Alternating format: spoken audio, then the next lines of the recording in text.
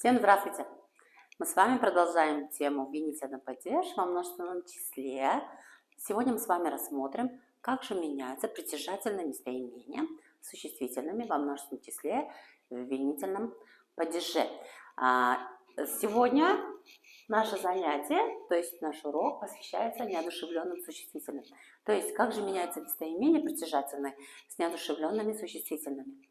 Бүгін біздер сіздерменен винительный падежде комплекс сан формасында тартым алмасулардың қалай өзгеруін көріп шығамыз. Жансыз атлықлар менен комплекс санда. Так, мой дом, моя квартира, мое слово.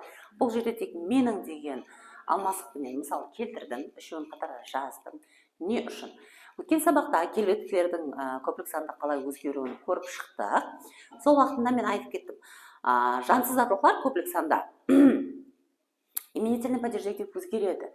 Бірақ келбеттілер һәмме родтағы атлықларменен бірдей формада өзгереді дедім. Һәмме септілікте сондай. Сонымен бірге притяжательное местоименияларда, яғни тартым алмасықларда үш родтағы атлықларменен комплекс санда бірдей болып өзгереді. Олар жанлы болсын, жансыз болсын. Және бір мәрте қайталаймын. Комплекс сан формасында келбеттілер алмасықлар һәм қатарлық санлар һәм родтағы атлықларменен бірдей болып өзгереді. Міне мысал ретінде келтіріп қойдым, һәммесін бірме-бір жазып. Мои дома, мәселен, менің үйім, менің үйлерім. Моя квартира, менің квартирам, менің квартираларым. Мое слово, менің сөзім, менің сөзлерім. Енді көріп тұрыппан нелерді? Менің үйлерімді, менің квартираларымды, менің сөзлерімді деп айтуым керек. Яғни қарақпақ тілінде сондай болады. Теперь, в русском языке, как же меняются притяжательные местоимения с неодушевленными существительными во множественном числе в винительном падеже. Как я вам раньше говорила, со всеми существительными, то есть всеми существительными трех родов, прилагательные местоимения, порядковые числительные во множественном числе меняются одинаково. То есть с одушевленными, с неодушевленными, с одушевленными со всех родов, во всех родах одинаково меняется, и с неодушевленными существительными точно так же. Существительными всех родов меняются одинаково. Здесь я уже примеры написала, и теперь здесь как же они меняются в винительном падеже. Как и в предыдущих занятиях, в предыдущих темах я вам говорила, существительные меняются как в именительном падеже. Соответственно, местоимения точно так же, как в именительном падеже. Здесь никаких сложностей нет. Только вы должны знать, как же меняются в именительном падеже во множественном числе местоимения. Здесь я только пример привела с местоимением от первого лица, а все остальные местоимения я просто написала, как же они меняются во множественном числе. Точно так же, как в именительном падеже. Например, я собрала твои игрушки. А в именительном падеже, например, это твои игрушки. Я собрала что? Я собрала твои игрушки. А здесь именительный падеж. Здесь винительный. Почему? Потому что есть глагол, который направлен на предмет.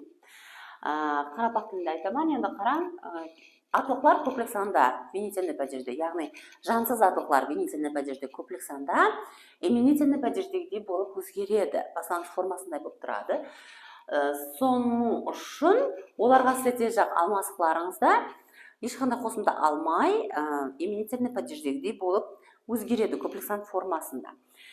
Тек бірлігіміз бірінші бет атынан менің деген алмасықтың өзгеруін сіздерге жазып бердім. Қалғанларын солайынша жаздым. Бұл жерде сіздерге мысал келтіріп кеттім, түсінікті болу үшін. Мәселен, мына гәпте это твои игрушки. Бұл сенің ойыншықтарың. Бұл не деген сұрауға жауап беріп тұр. Қарақпақ тілінде. Ал екінші гәп болса, я собрала твои игрушки. Мен сенің ойыншықтарыңды жинадым. Так, қараң. Жансыз заттылық болғаны үшін екі гәптеде бірдей болып тұр, яғни в именительном падеже. Как в именительном падеже? Мынау именительный падеже тұрыпты. Винительный падеже тап сол формада тұрыпты. Себебі жансыз заттылықтар винительный падежде көптілік санда, именительный падеждегідей болып өзгереді.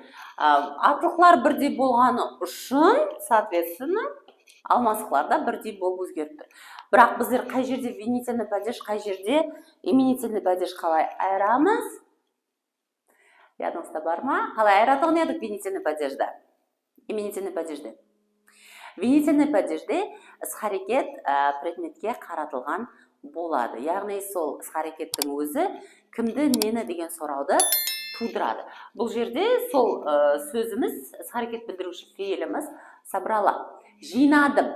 Жинадым дегеннен кейін қарапақ тілінде нені деген сұрау өз-өзінен туылады. Сіздердің вазифаңыз өткен сабақта келбетліктердің қосымталарын неділауыңыз керек болса, бүгінгі сабағымызда болса, алмасықлардың өзлерін неділауыңыз керек болады. Себебі алмасықлар өзлері өзгереді, ал келбетліктер һәм атылықтардың болса, қосымталары өзгереді. Бүгінгі сабағымыз сіздерге пайдалы болды деп ойлайман һәм сенемен. Сіздерге аз ғана болса да жәрдем тиіп отырған болса, мен жүдә қуанышлыман. Рус тілін үйренгісі келіп отырған таныстарыңыз болса, репост қыласыздар. Сабағым менің түсіндіріп отырғаным сіздерге түсінікті һәм ұнап отырған болса, лайк басасыз. Мені қолдап қуатлап тұрың. Сұрауларыңыз болса, комментарийда жазасыз. Ямаса және де бір қосымша қандай да бір сұрауларыңыз болса, біздердің Instagram һәм Telegram тармақтарымызда беймәлел хабарлассаңыз болады. До свидания.